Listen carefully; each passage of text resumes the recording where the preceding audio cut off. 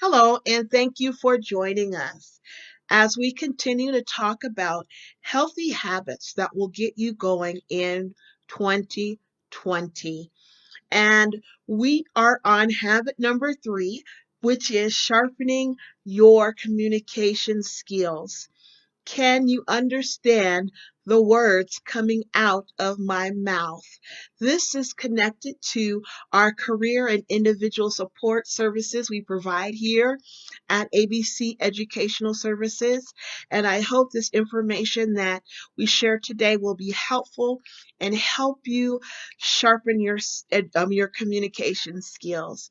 So I wanted to start a little bit just to share and encourage you to, as you are communicating, to think of the approach that you're using as you're communicating. I want to encourage you today to change your mind shift if you have not already, and seek first to understand, then to be understood. Say that again. Seek first to understand, then to be understood. Because when you lead with, can you understand the words that are coming out of my mouth?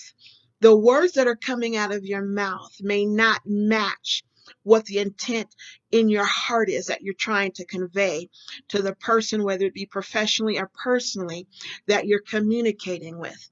And a lot of times when we lead with that, people think that we're all just in to get what we want out of the conversation, and that our goal is, what is it can I get, and not being concerned about the need of someone else. So when we shift over in our communication and we seek first to understand, then to be understood, then we can present ourselves as we communicate to be more authentic, to be viewed as someone that is trustworthy, someone that's not trying to manipulate, or someone that's not trying to control either the conversation or control the situation or control any other element of someone else's behavior or response to life or life situations. So that's very important.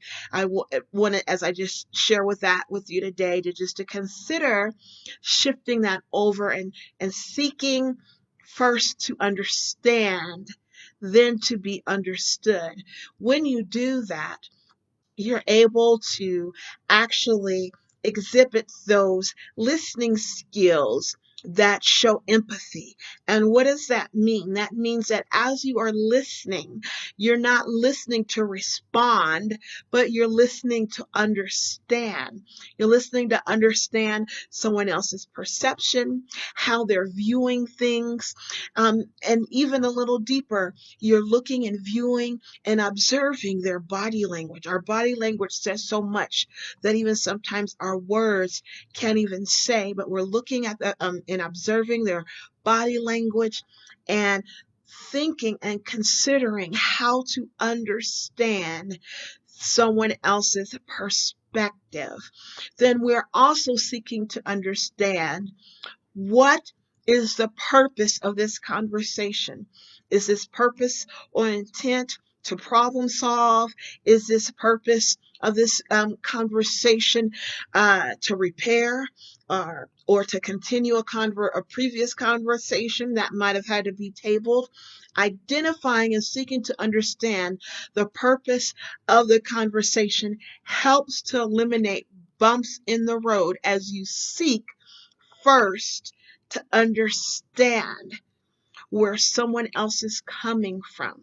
That eliminates judgment, that eliminates us um, flying off the handle or letting our emotions get the best of us.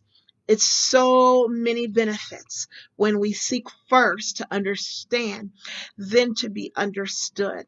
So, secondly, when you are seeking to understand, first, instead of being understood first, one of the important things is about considering your timing. As you're seeking to understand, consider the timing. Have I had time for emotional preparation? What in the world is that? Emotional preparation is time that we give ourselves to think about how the other individual might respond to the communication that you're wanting to convey. So when you're doing that, you can just kind of think through, hypothetical scenarios that you think might take place as you are preparing emotionally.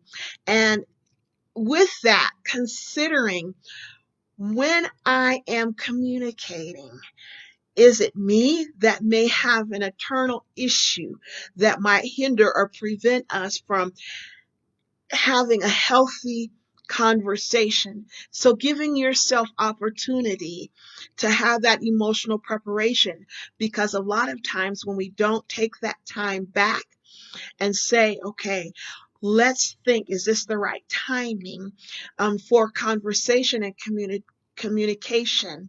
Sometimes we can prevent things from happening or communications from not going the way we're anticipating if we chose to just take a little more time. It's okay. Just want to let you know it's okay to say, let's wait. Can we table this conversation? Can we table this thought? And can we come back at another time? It's okay to say that. And it's healthy to ask someone, if you believe that you need time for emotional preparation, to ask them, can we think about this? Can we continue this conversation a little later after I've had some emotional preparation?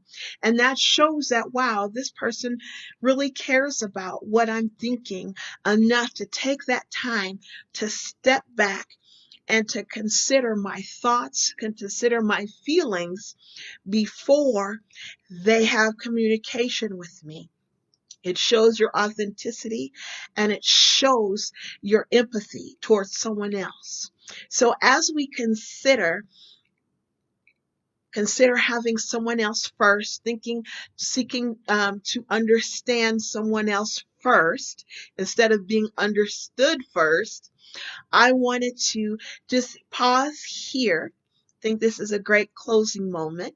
Pause here, give you an opportunity just to reflect on some points, some transformational keys that I've already shared with you. Embrace them, absorb them as we get ready to continue next time for part 2, when we continue to talk about the importance of seeking first to understand, then to be understood. So I hope something was shared that was beneficial for you today. Feel free to contact us anytime. We're here to walk alongside you, to support you, to help you, to give you those tools that you need to ensure success here for 2020. Remember, the world is anxiously awaiting for that dream, that plan, that goal to come to pass in 2020. I believe in you. You matter. Let's get going in 2020. Take care, and I look forward to you connecting with us for part 2 of sharpening your communication skills. Can you understand the words that are coming out of my mouth?